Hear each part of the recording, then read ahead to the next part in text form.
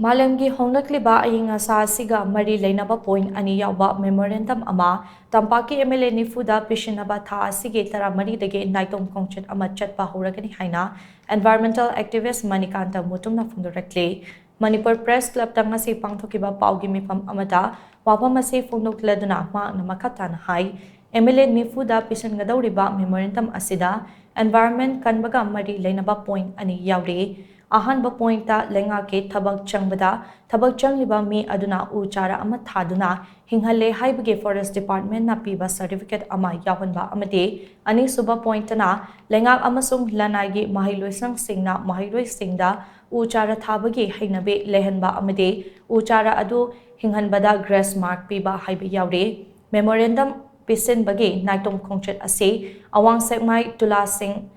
Junior High School ground ge Arambai Tengol ge Luching Purel Koronganba Kumana Lamthagane Khongchet asida miyamna sogat piduna tongan ba assembly constituency singe MLA ga unaba changbada miyam ga loinana changminasi hainasu mahakna makatana phongdokhe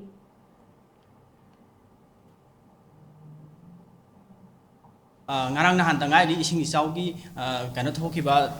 ikan kana dana haitare natural calamities ne na lobo ya de si ta sena ha human calamities ne na lobo ya ba simangna aina ngasi sahi tar ni pan hen environment gi damakta khud thajarak pai tare u lising ani gi mathakta manipur gi wang mada environment kanna gi pandam da u hingan jagre adu bo hojik se adu gi mati environment je ahong ba lae aduna leiriba environment lover leiriba environment kan ba mi khara khakta na environment kan ba ngam laroi hojikti adu gi mati akhoi khudi makna environment kan ba mathau tare adu duna hontak lakliba july gi tang 13 degi horaga